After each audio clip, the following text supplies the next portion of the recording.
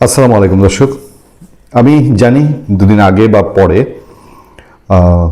সাবেক অন্তর্বর্তীকালীন সরকারের স্বরাষ্ট্র উপদেষ্টা এবং পরে তিনি অপেক্ষাকৃত কম গুরুত্বপূর্ণ পাট ও বস্ত্র মন্ত্রণালয়ের উপদেষ্টা হিসেবে দায়িত্ব পালন করা ব্রিগেডিয়ার সাখাওয়াত হোসেন, তার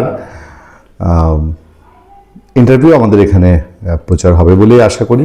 অতীতেও তার টেলিভিশন ইন্টারভিউ করার আমার অভিজ্ঞতা আছে এবং এবার যখন তিনি প্রথম চ্যানেল ওয়ানে কথা বলছেন বিভিন্ন বিষয় নিয়ে, বিশেষ করে 5 আগস্টে সেই 7.62 রাইফেল ব্যবহার, যে কথাটি তাকে স্বরাষ্ট্র মন্ত্রণালয় থেকে সরিয়ে দিতে যথেষ্ট ছিল, ইউনূস সরকার এটা পছন্দ হবে না, এটাই স্বাভাবিক। এবং আওয়ামী লীগ নিয়ে তার একটি বক্তব্য, বঙ্গবন্ধু নিয়ে একটি বক্তব্য, তো এটি যখন চ্যানেল ওয়ানে প্রচার হলো, তারপরে টুকটাক বিভিন্ন সোশ্যাল মিডিয়ায় তিনি কথা বললেন। তারপর দুদিন আমারও দেরি হয়েছে যোগাযোগ করার পরে সাখাওয়াত হোসেন বললেন যে কথাগুলো আমি বলেছি সেগুলো আর রিপিট করতে চাই না। তাকে আমি অনুরোধ করলাম যে ভিন্ন বিষয়ে তার সঙ্গে আমরা আলোচনা করতে চাই। তিনি রাজি হয়েছেন এবং প্রশ্নপত্র দেওয়ার কথা। আমি প্রশ্নপত্র হয়তো দিব, সময় সুযোগ হয়নি বলেই দেওয়া হয়নি। আমার তার কাছে কিছু প্রশ্ন করার আছে, সেই প্রশ্নগুলো আমি শেষ হতেই করব, সেগুলো আমার মতো করি। আশা রাখি খুব দ্রুত সময়েই শেষ হতে যাব। কিন্তু তিনি এই যে সোশ্যাল মিডিয়ায় তিনি ঝড় তুলেছেন, তিনি মেইনস্ট্রিম মিডিয়া ইন্টারভিউ দিচ্ছেন, এই মেইনস্ট্রিম মিডিয়া ইন্টারভিউতে তিনি যে কথাগুলো বলছেন, তার অনেকগুলো কথাই আমার আসলে অসার মনে হচ্ছে। তিনি 5 আগস্টের পরিস্থিতি বর্ণনা করছেন, তিনি আওয়ামী লীগের অপরাধ দোষ সেগুলো বর্ণনা করছেন, তিনি অন্তর্বর্তী সরকারে কিভাবে ছিলেন, কেন 9 তারিখে তাকে 9 দিনের মাথায় তাকে সরিয়ে দেওয়া হয়েছে সেগুলো বর্ণনা করছেন। আমার মনে হচ্ছে কোথাও যেন তিনি শুধু ওনার সেলফ ডিফেন্ডেন্সি সেটুকুই বলছেন। অন্তর্বর্তী সরকার আর কি কি জানেন, তাদের অন্যায় অপরাধ, মব, তাদের অর্থনৈতিক দুর্নীতি, আন্তর্জাতিক সম্পর্কের ক্ষেত্রে দুর্নীতি, সেগুলো তিনি চেপে যাচ্ছেন অথবা চেপে রাখার জন্য বাধ্য হচ্ছেন। কারণ সরকারে তিনি ছিলেন, তিনি বলছেন যে ওই সরকারের একটা ছায়া মন্ত্রণালয় ছিল, মানে তিনি বলতে চাইছেন যে গুরুত্বপূর্ণ সিদ্ধান্তগুলোতে তিনি ইনডাইরেক্টলি প্রকাশ করেছেন যে তাকে রাখা হতো না। তিনি মিন করছেন যে তিনি ওই 9 দিনের মাথায় তাকে যখন সরিয়ে দিয়ে অপমান করা হলো, তিনি তখন উপদেষ্টা পরিষদ থেকে পদত্যাগ করতে চেয়েছেন। ডক্টর ইউনূসের অনুরোধে তিনি পদত্যাগ করেন নাই। 19 মাস তিনি এই অপরাধ, মব, অন্যায় শাসন এগুলো সহ্য করার মতন মানুষ তিনি 19 মাস শাসন করেছেন। 19 মাস আগে একবার পদত্যাগ করতে চেয়েছেন, শুধু তাকে ব্যক্তিগতভাবে অপমান করার কারণে। তারপর সারা দেশ যে অপমানিত হয়েছে, তিনি কেন পদত্যাগের চেষ্টা করেননি? যাই হোক, ওগুলো অনেক বিস্তারিত আলোচনা এবং নিশ্চয়ই তার শোতে আমি এই প্রশ্নগুলো তাকে করব যদি সুযোগ তিনি দেন। আমি জানি না তিনি আর সেই সুযোগ দিবেন কিনা। তবে প্রথম আলোতে তার একটা লেখা প্রকাশ হয়েছে এবং এই লেখাটি পড়েও আমার কাছে মনে হয়েছে তিনি আসলে এমন কিছু বলতে চাচ্ছেন যে তিনি বলতে পারছেন না, অথবা তিনি চেপে যাচ্ছেন। দেখেন, একটা জায়গায় এসে ব্রিগেডিয়ার সাখাওয়াত বলেছেন, অন্তর্বর্তী সরকারে আমার 19 মাসের অভিজ্ঞতা শুরু 2024 সালে 8 আগস্ট, সেদিন আমাকে স্বরাষ্ট্র মন্ত্রণালয়ের দায়িত্ব দেওয়া হয়, কিন্তু সেখানে আমার স্থায়িত্ব ছিল মাত্র 9 দিন।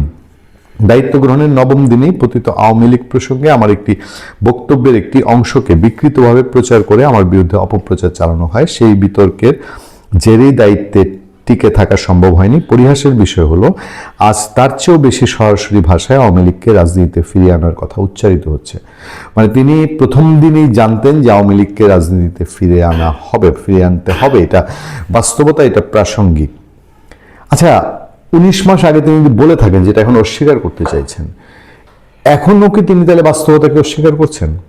তিনি লিখছেন, স্বরাষ্ট্র মন্ত্রণালয়ে আমার স্বল্প সময়টি ছিল অত্যন্ত গুরুত্বপূর্ণ। তখন দেশের বহুস্থানে পুলিশ কার্যত অনুপস্থিত, জনরোষের ভয়ে তার পুলিশ কর্মস্থলে ফিরছিল না। অন্যদিকে শান্তিপ্রিয় সাধারণ মানুষও ছিল গভীর আতঙ্কে। প্রতিশোধ পরায়ণতার আবহে আওয়ামী লীগের সমর্থকদের বাড়িঘর দখল, অগ্নিসংযোগের ঘটনাও ছড়িয়ে পড়ছিল। পরিস্থিতি ছিল অস্থিতিশীল ও খারাপ হওয়ার ঝুঁকিতে।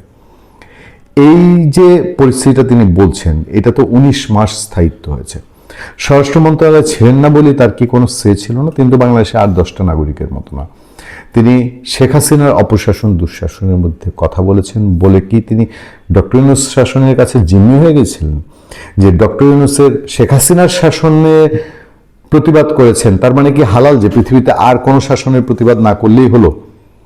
আর কোনো অন্যায়, শেখ হাসিনা শাসনের চেয়ে আরো যে বহুগুণ অন্যায় হয়েছে, সেই অন্যায়গুলোতে ব্রিগেডিয়ার সাখাওয়াত হোসেন শুধু উপদেষ্টা পরিষদের ছিলেন, তাও ডক্টর ইউনূসকে কতটুকু মূল্যায়ন করেছেন এই অপশাসন যিনি করছেন, যে তার রিকোয়েস্টে তিনি উপদেষ্টা পদ ছাড়েননি।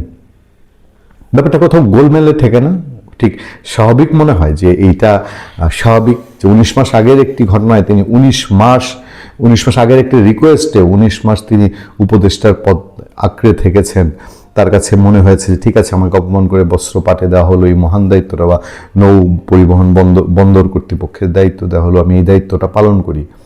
আচ্ছা, আমি যদি বলি যে ব্রিগেডিয়ার সাখাওয়াত হোসেনের একজন মানুষ বা পাট, বস্ত্র বা বন্দর, নৌ পরিবহন, এগুলোতে তিনি সিগনিফিকেন্ট কি অবদানটা রাখতে পেরেছেন, কি চেঞ্জ?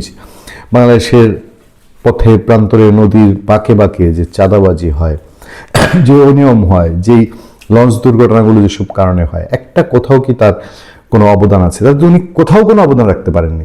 মানে স্বরাষ্ট্র থেকে সরিয়ে দেওয়া হয়েছিল বলে আর কোনো অবদান কি তার থাকবে না? তিনি কতটুকু কি করেছেন? রেগুলার মন্ত্রীদের মতন কোথাও গিয়ে সেতু করে দিয়েছেন, পথঘাট করে দিয়েছেন, এইটুকুই। উপদেষ্টা পরিষদে কথা বলতে পারেন না, তাকে ছাড়া একটা ছায়ামন্ত্রী পরিষদ আছে, এই অপমান তিনি সহ্য করে নিয়েছেন। কোথায় যেন একটা কিন্তু কাজ করে না? ভালো থাকবেন, সুস্থ থাকবেন। আপনার সাথে আমি আতিক রহমান, পূর্ণিয়া।